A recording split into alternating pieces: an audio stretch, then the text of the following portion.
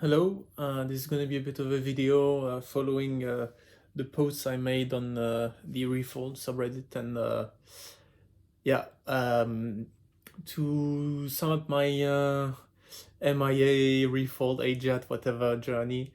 I did do like text posts over there, but I thought it would be kind of fun and to maybe make it into a video rather than just a wall of text. I know some people prefer that. I think it will be maybe a bit more lively to have it like that. So probably I'll just start from the beginning. So basically, in with lockdown, it's been a while now. In mid, spring 2020 maybe, I started getting into anime. I'd never literally ever watched it before. It was like friends who were like, oh, you should watch this, you should watch that. And, with lockdowns, I thought, okay, I might as well give it a shot, see what it's worth. And then I started watching a series and then another and another and another. And yeah, and then I couldn't stop, literally. I kept going on Anime List and looking up stuff. And obviously we were in lockdown. I was, stuck at home. I had lectures and projects to do, but otherwise I could just basically do that most of the day. So yeah, I had no real prior interest into Japanese culture. Yeah, so as you can probably tell from my accent, originally I'm from France. Then at the time, anyway, I was living in the UK. I'd lived there for a few years. I had more of an interest for the English language, English culture, than anything else really, which is what brought me there. And what brought me to learn English as well, which kind of largely by myself, even though I had classes, which kind of brings us onto the sort of point of the video, right? So basically, eventually I was watching these anime and it was always subbed in English, and so I thought, I know how when English shows are subbed in French or whatever language, a lot of the sort of the small details, nuances and whatnot are lost, and the enjoyment, obviously you don't realize it if you don't know what the original version says, but the enjoyment does suffer. And it will affect, like, some jokes will literally just disappear because there's no way of translating them, and so on and so forth. So that was part of the reason I wanted to hear actual anime. And then the other part is that I was watching Kaguya, and eventually, so it was airing at the time, the second season, and it got to the end of the second season. For those who watched it, you probably were looking forward to what was happening next, and I wanted to know what happened next. So okay, I thought I would just grab the manga. I'd never tried and read manga. I liked graphic novels, I liked comics, but I never tried manga for some reason.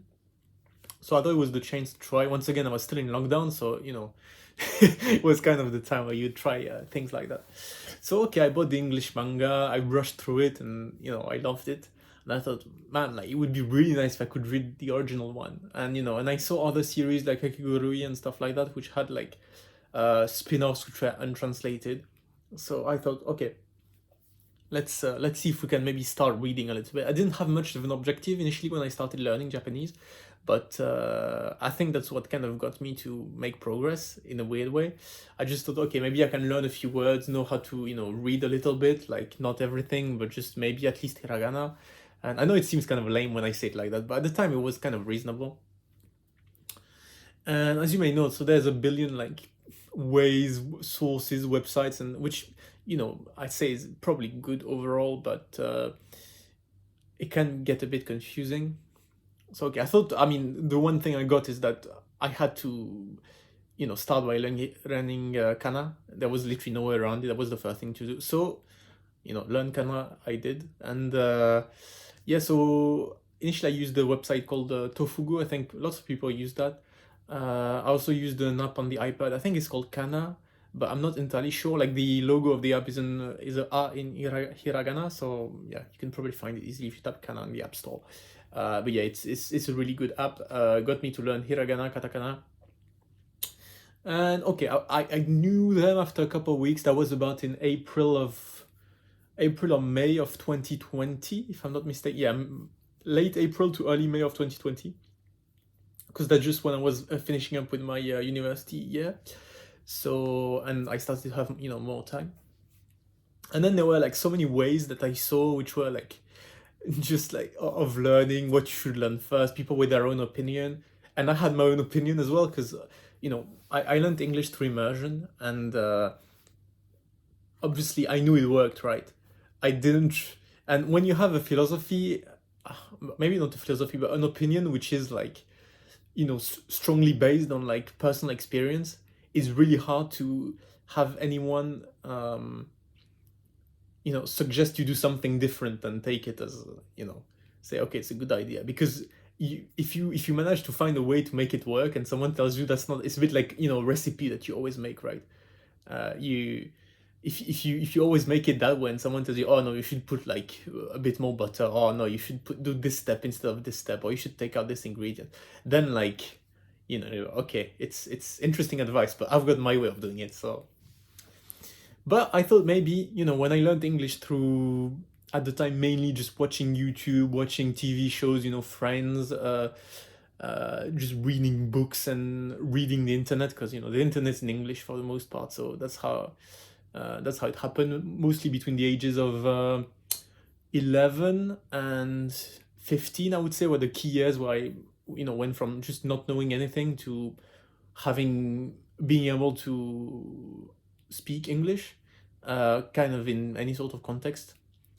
This could mean a bit of a digression, but just like as an example. So when I was, I think, 15 years old, 15, 16, we did this class trip, and I was in Britain, and I had to like sort out a bunch of stuff over there, because like some small stuff went wrong, and so I kept talking to random people, and I had to talk in English, right? And I had no problems. And then I had like longer conversation with like host families we had there and stuff. So that was the point where I could like 100% manage. No, it wasn't an amazing level, but I could 100% manage to do like whatever. So, I knew like if you put a few years, like you can learn a language mostly by just watching, reading, and I guess I didn't know it was called immersion. Like I just knew I was doing that thing, and it got me to learn the language. And people would ask, like, obviously when I was like 12, 13, like starting to kind of increase my level way above people in my class, they're like, oh, how come you're so good? And I was like, well, I'm just like, I'm just watching TV, I'm just watching YouTube, I'm not doing anything special. And obviously when you're that age, you always think, okay, like, I found this genius way of learning that nobody has ever found. And because obviously no one was talking about it, and nobody was doing it around me, so I just assumed it was like some secret technique that I uncovered, which allows you to learn any language with no effort at all, just like watching random TV and stuff and reading. Obviously it was not the case, but I didn't realize it was not the case until many years later, because I had no interest in the particular language learning in itself. Like I just was doing my life, and okay, I knew English, which was great, but I had no particular language learning interest. So it's only when I got back to Japanese, and I was, after the hiragana stage, we're kind of going back into the main storyline now, that I realized there was this like actual proper, immersion community. I found Matt's videos. At first I thought he was just complete dickhead, like honestly. I kept like watching his video, and just like, I was like, okay, this guy is arrogant, he's just like talking as if he, knows everything about everything, and like, some of what he was saying, I think, was like, I guess, different from what I did. So I felt like he was, I took it personally, maybe a bit too much at the time. I was like, okay, he's got his method, I've got my method, but he's acting as if it's like the only way of doing it and such. And yeah, I put his videos away, because I was like, okay, this guy seems like a cunt, basically. So, okay, I put his videos away. Like the AJATT website seemed kind of really weird, so it creeped me out a little bit. So I just stayed out of that, which seems weird, right? Because I kept saying, oh, I learned English via immersion, but I just thought, if you don't have a control group, you can't know, how it would happen, otherwise. Like, I learned, say, in 5 years by doing immersion. What if I just use like textbooks like crazy every day for that much time? Like, would have been as good in like 2 years, for example? I never thought about that. Like, I assume no, because like, books don't teach you as much stuff, and like I saw counter examples, but I didn't have sure proof, right? So I thought, maybe I'm gonna be learning by myself. I don't have anyone telling me like you should learn this first and this next and so on. So first I'm gonna try maybe more traditional stuff. And you know, I wasn't using Anki at the time. It just seemed like so complicated, which it still is. It just like took the time to learn it over time.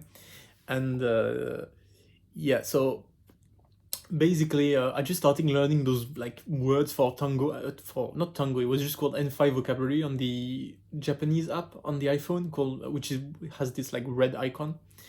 um and I thought at this time I would just like try and pass N5, because this way it would just like show I know a bit of Japanese. And okay, I didn't know N5 was pointless, but that was my motivation at the time. You know, it was like about 1,000 words to learn, so I thought it was a nice little objective to have. So I started like learning those words, but I was most of them I was learning in Romaji, even though I knew Kana. But I was like, ah, this is so much hassle to remember like words in Kana. I'll just run in Romaji, and then yeah, that was a big mistake, but it did help me in the long run. So okay, and then I was doing Duolingo as well, because yeah, you know, just so I had like something to do every day as well as Kana. All the stuff with Anki seems stupid.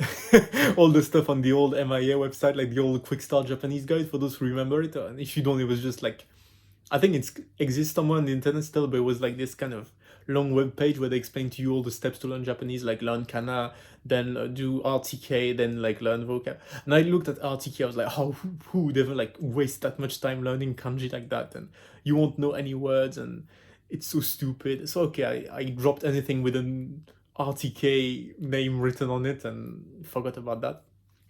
I was learning my words in Romaji. I was doing the Duolingo. That was not that useful, honestly. Probably the most useless thing I did, but not completely useless, because it got me to build a habit, basically. So every day I was doing my Japanese, right?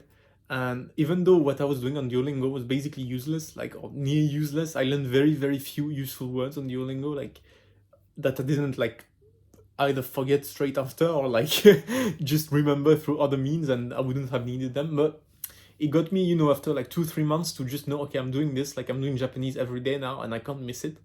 The idea, you know, it created a habit, and I think that was like the big thing, which kept me going, because you know, it structures your learning. It's just for the idea of like you're interacting with the language every day, and then once you've got this habit, it's a lot easier to just, you know, replace what interaction you're doing. Like if it's called Duolingo or Anki, it doesn't matter. Like you're still doing an interaction, right?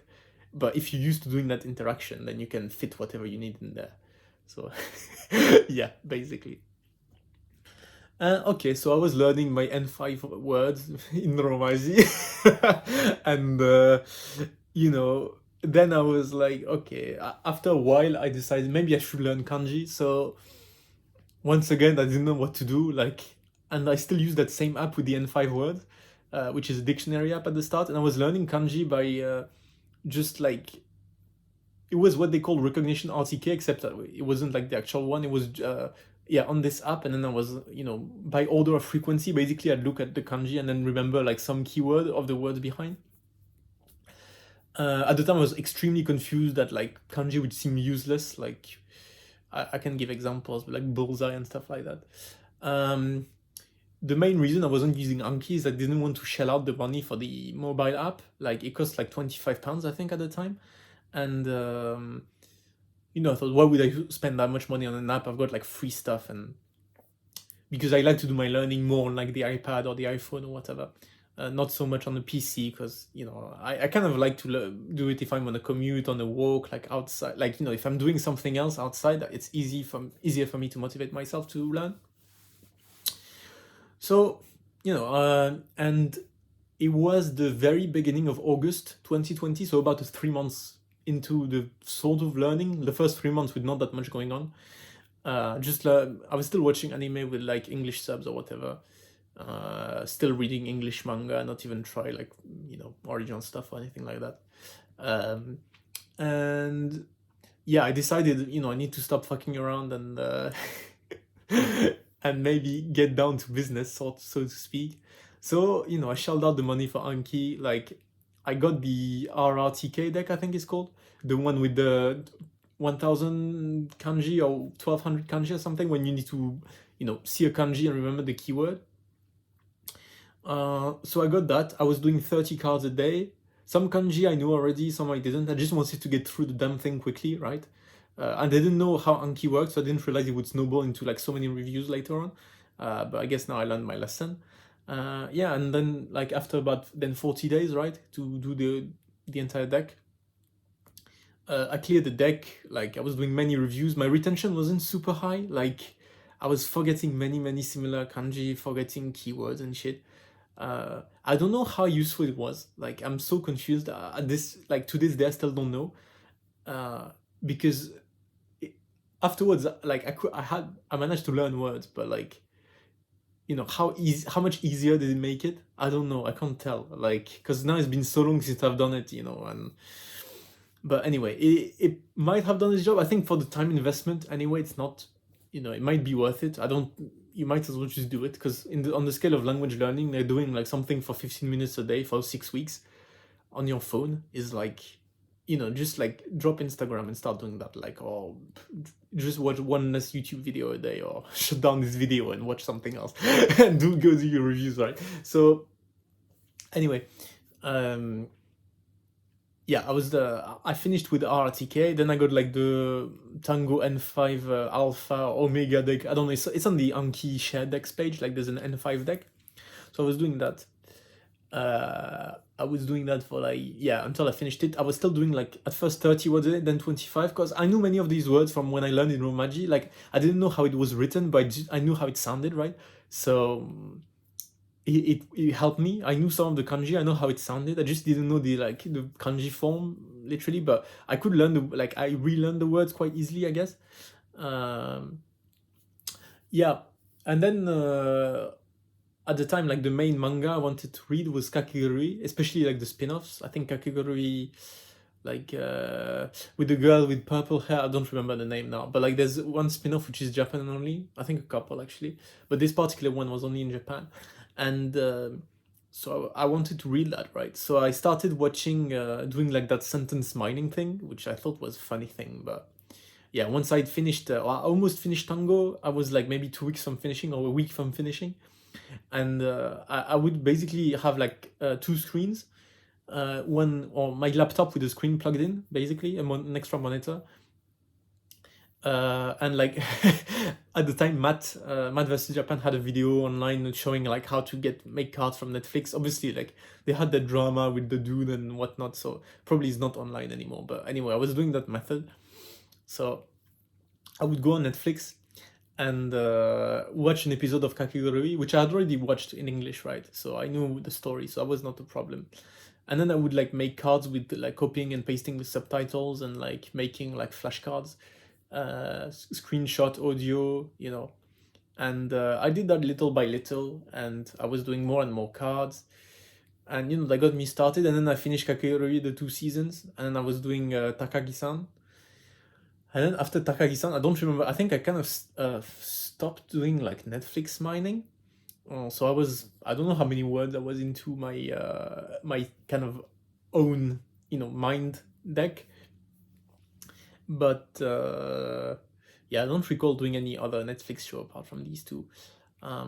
So after that, I was using like subs to SRS pre-made decks. So I think I did like a Kaguya deck because it was I wanted to read also at the start. So yeah, I did the Kaguya deck. I was like trying to figure out what's the best way to do it.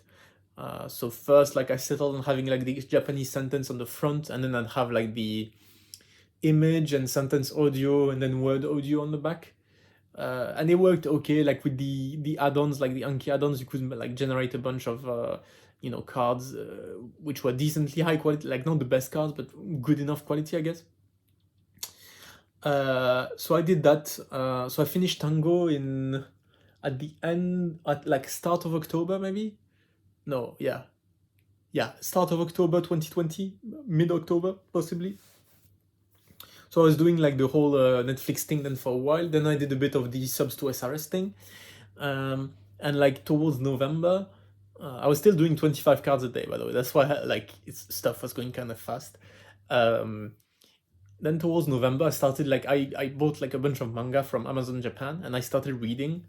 So the series I bought at the time were like Komi-san, like a bunch of volumes, and the Kakegurui spin-off I was talking about earlier, and I think there were like a couple more. Like I forgot the exact exact ones, but anyway, I bought those, started reading, And then what I was doing is what I'm still doing to this day, is like I was, looking up words, adding them onto my list whenever I didn't know it. And then like once my list was like, once I ran out of cards on Anki, I would like export my list to an Excel file, and then auto translate all the words, and then like find example sentences, and then make text to speech. So like I don't want to go into all the details, but yeah, just let me know if you want like a detailed, I guess, tutorial of way of doing it, and I'll try to make a bit of video, because I'll soon make new cards. And yeah, so I was doing this until like Christmas time approximately. Like shortly before Christmas, I was extremely tired. At the time, I was from like August onwards, I was working this full-time job, which means I had time outside of the job, but most of my day was still taken up. So weekends were also free. So that was kind of nice, and allowed me to be nice and consistent with my Japanese, because I always had free time in the evenings. I always had my free weekends, so I could easily schedule everything. There was no issue. So when I got to Christmas, I was extremely tired from the just overall year, because we had like multiple lockdowns. I had to move cities. I started working. Like I had like my last year of university. There were many things that happened in that year. So basically, I was just really retired, and my 25 cards a day was taking me 40 minutes to do Anki every day, which might not seem like a whole lot to some people, but you need to stay focused, and I was just so tired, so I just like burnt out. I switched my cards to I think 10 cards a day, and I slowed down. I was like, okay, I'm gonna take a break. At that point, like around Christmas time, I finished like the manga, like text to speech cards, and I switched to using the subs to SRS again. And at that time, let's see, I think I was watching some Japanese anime at the time. That's really when I started like watching, every now and then. The first one I think I watched was I think the English name is Bloom Into You. I forgot what the Japanese name is, because at the time I was just like, I knew the English names. So I was watching the anime for that, because I was like quite easy. And yeah, I watched a few more, but it was like not a whole lot. I wasn't reading a whole lot either. Like it was just like the baby steps. I was reading on the iPad as well. I was reading the like Takagi-san and Takagi-san spin-offs. Like I think I put on my Reddit post like a bit more detail on what I was reading as well at the start. But just in general, like slice of life stuff is what's recommended. And I already liked it, beforehand. Like I watched Takagi-san. I didn't care about the Japanese. Like I just watched it. I was reading Komi-san because I liked, I like Komi-san, and then it's like, oh, nice, it's a slice of life as well, so I can easily read that.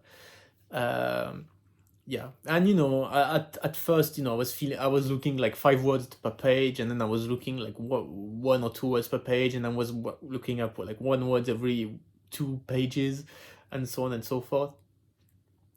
So okay, so I got home for Christmas. I really started watching more anime in Japanese, and like drama as well. Every day I was watching like, at least 2 episodes, I would say. At the time I was watching, I think, AJATT to Shimamura, which was forgettable, and I think a couple shows on Netflix that I watched before. So around Christmas I was doing that, and then like when you got to 2021, New Year's Day, around there, I decided, okay, I was starting to read a little bit more manga. I decided I was gonna like track what I'm reading, like, because I saw, I think it's called Stevie 3, or sorry if you're watching this, I'm butchering your name, but like the German dude who passed N1 in like 18 months or whatever he did.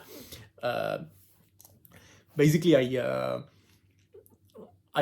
sort of followed what he did, except I was counting pages, not time, because timers, like, they stress me out. Like during the day I've got a bunch of timers, stuff to do by time X and stuff, so I didn't want to have timer in my free time.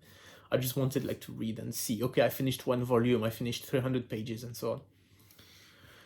So I started tracking. When 2021 started, the UK went into a full lockdown for like 4 months. So I was like properly like, stuck indoors. Nothing. I was working during the week, and like nothing to do on the weekend. I couldn't go to the city. I couldn't do anything. I was just taking walks, but that was like my activity of the weekend, right? Because there was literally nothing you could do apart from staying indoors and like, read manga, do stuff like that. I wasn't really into video games. I wasn't really into Netflix. I was just reading my manga really, and watching YouTube occasionally. Well, a lot, but yeah, doing these two.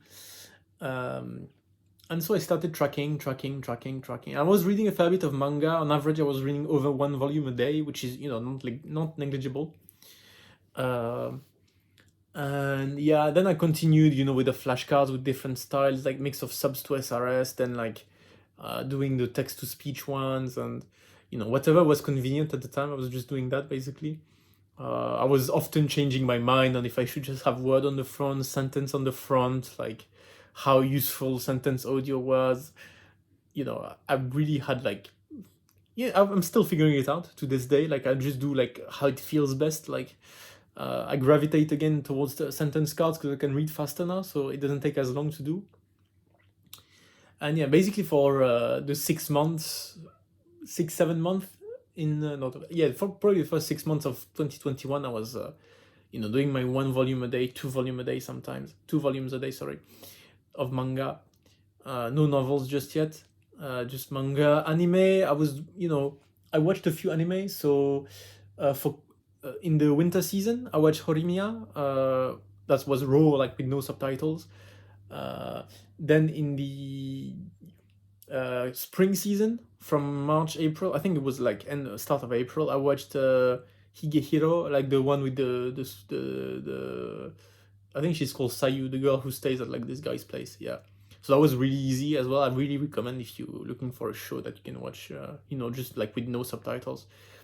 I watched Nagatoro as well, because I was reading the manga. I read the manga before the spring season started, so I was looking forward to the anime. And yeah, I did watch the anime for that. And I think there might have been a third one, but just like it just completely like slipped out of my mind. So yeah, probably not so.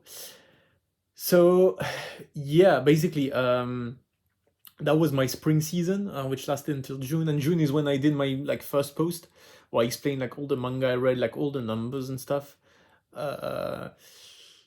Yeah, so basically like after that post, like I realized writing the stuff on Excel like was really stressing me out, because for example, one day I would not read a volume and I'd be like, oh my god, like such a failure, like I didn't read like an entire volume today, I only read like 150 pages, like this is just bad. And when like it's not that way, right? I've read 150 more pages than zero, so like it was still progress, but just like these averages and this tracking was like starting to stress me out. The year was finishing and I was really tired because I took no breaks since New Year's Day. Like it was locked down, so I didn't go on holiday for Easter or whatnot. Like it was just from 1st of January to end of July, basically I was just working and not doing anything else. So when I finished working, like that was in July, I just took a break of like few weeks. I was doing Anki, but only like 5 cards a day. The final kind of figure I was on for 2021 was between like 10 and 15 cards a day for Anki. I slowly put it down because like the number was kind of getting big and I was getting sick of Anki. But still, I never stopped Anki. So yeah, when I finished working, I had to move cities and so on. So I was, I went back to home to see my family. Then I had to sort out my move and stuff. So I was reading way less. Between say like mid-June and mid-August, that was like my definitely weak period. I was still reading occasionally, but way less. I was watching a little bit of anime, but not a whole lot either. Like it was very quiet. I was still doing Anki, but I was kind of the only link I had with Japanese. So as I explained, I think on one of my posts, like I was really close to burning out. And I think taking that break saved me, because if I just try to force it, I wouldn't have managed. Yeah, I was just reaching my limit in terms of like what I could handle in 1 year. So that break served me good. In the summer 2021 season, I watched the only anime I really watched, the new one, was Kanojo mo Kanojo, which was I was average, but it was okay. It was easy enough to understand, so I enjoyed it. And I watched Oreimo as well, like some it was like reruns, I guess, but I also watched that. I couldn't really there weren't any other shows which seemed interesting or at my level. I don't watch that much anime now, which is kind of funny because that's what got me into Japanese. But now I just watch like a few episodes a week, like when I feel like it. but not too much more. Yeah. And in terms of the manga I was reading, there was a variety. What I tried to do and has largely been successful, which I'm quite happy about, is I started by the really easy like shonen shoujo stuff with like really basic slice of life things and trying to understand that. And then I like kind of ramped it up a little bit higher. And then if it was too difficult, I would go into just a level below. If that was too easy, I would maybe like try to find a manga which is a tiny bit harder. And to always have like something which is I'm looking up a few words, but I can still understand everything that's going on and enjoy it. But it's still like enough of a challenge to make me like learn new stuff. And slowly I phased out the shonen stuff for more like seinen manga. So I think the seinen phase really started in April, May of this year. Like I really started to make it like a big part of what I was reading. So seinen, if you're not aware, is and josei as well, but there's way less josei manga. Is manga with no furigana. So yeah, you get like still like this relatively easy medium, but you have to be more aware of like be better at like reading words with the kanji and stuff.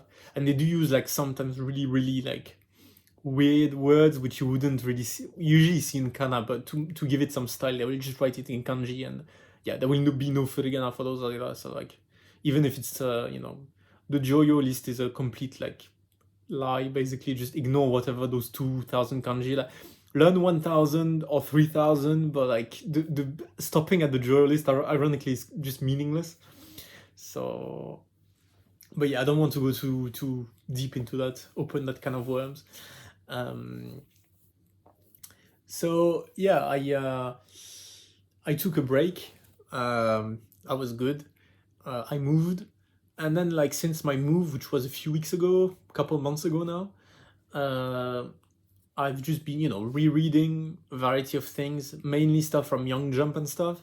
I might make video on like where I find like manga for free and legally, because okay, there are other ways to find manga for free, I'm sure. A lot of people must be well aware, but either way, like there's some really good sources to find the free ones which are legal and especially new. Like if you want to, it's a unique opportunity if you can read, to be able to read one shots and pilots and really brand new stuff from Young Jump and other magazines. Like I really like Young Jump, so I'm just like naming that one, but Magazine Pocket as well does like good ones. So yeah, take up this opportunity to read some new stuff. So that's basically my journey. I don't think I missed anything too huge.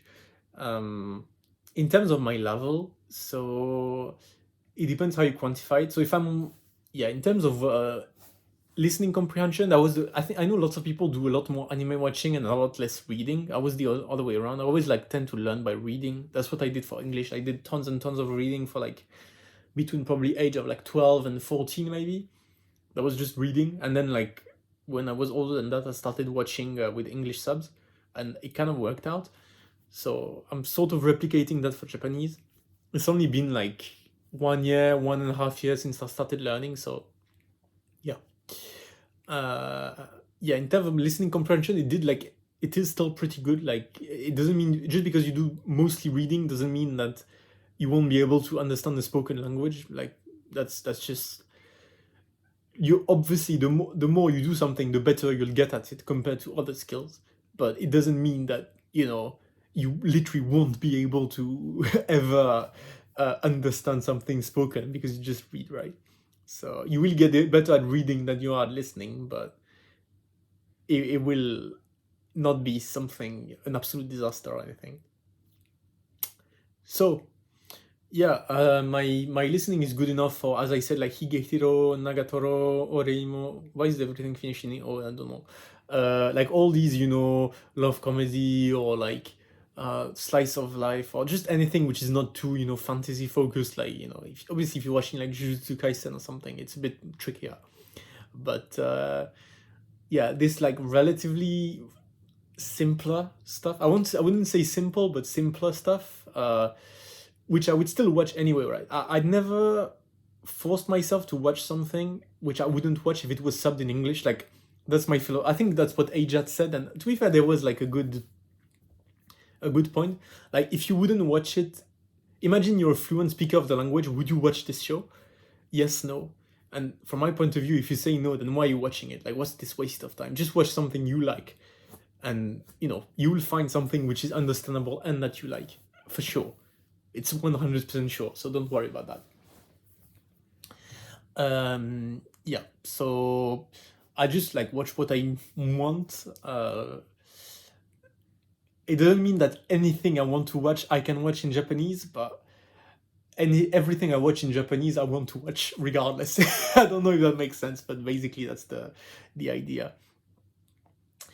And yep, in terms of Anki cards, I've got about 5,000, including the N5 card, so probably like about 4,000 I made myself. I can check just now, actually. If I just... Yeah, I've got 5,505 cards in total, including the Tango one. So, yeah, basically. So I made about 4,500 cards myself, which, is not negligible when you think about it. Right now I'm doing 6 cards a day because I don't really like Anki. Like, I mean, I think the benefit is worth it, like, for how much effort it takes, but I don't want to spend longer than, like, whatever I'm doing right now. Like, it's just not that fun, but it is useful. So I think I'm at like this cost benefit opportunity where it's worth it. Yeah, so that's most of it. Yeah, in terms of being able to understand manga, a lot of like seinen I can understand most seinen series, so that's kind of the highest level that you can have. Like, I can pick up something random from Young Jump and read it. Like, I will have to look up a few words every now and then, like everyone does, I think, unless you're like really advanced level. But I will be able to enjoy it, and I think the main thing, I won't really remember. I read it in Japanese. Like, I remember all the good thing about the story, and okay, that was good, that was less good, and that was funny, that was not funny, that was cute or whatever. But what sticks in my mind is not that it was in Japanese. It's like the fun of the manga, which I think is like really the good thing. Yeah, I tried to read Vinland Saga the other day, and it was just difficult, like too difficult, honestly. Like, there was too much complex vocabulary, like specific stuff.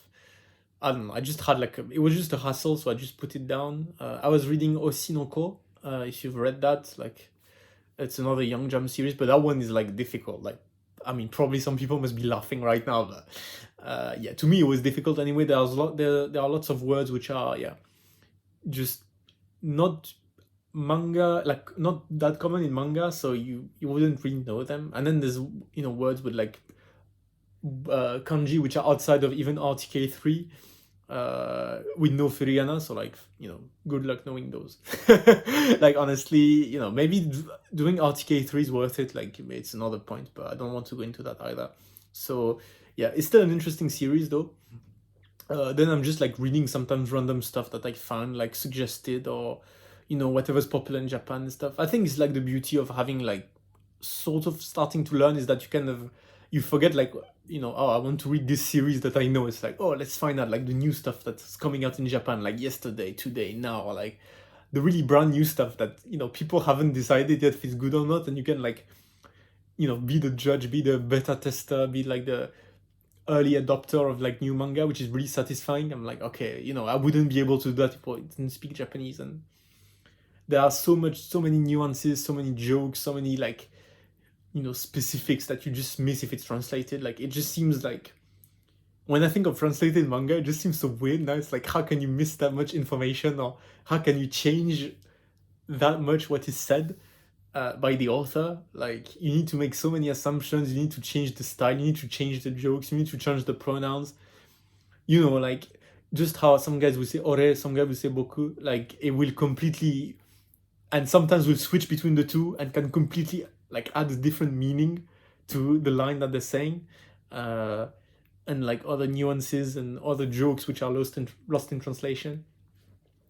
So yeah, I don't know if I've got like great words of advice. Otherwise, just like make sure you enjoy yourself. Make sure you take breaks, but still stay in contact with the language as much as you can. Maybe do Anki, do something else, do like 10 pages a day of reading, like one chapter or something. Yeah, just keep that habit with you. You know, don't be, it's not because some people are really, really fast that like you need to be as fast. You know, it's just do it, go at your pace.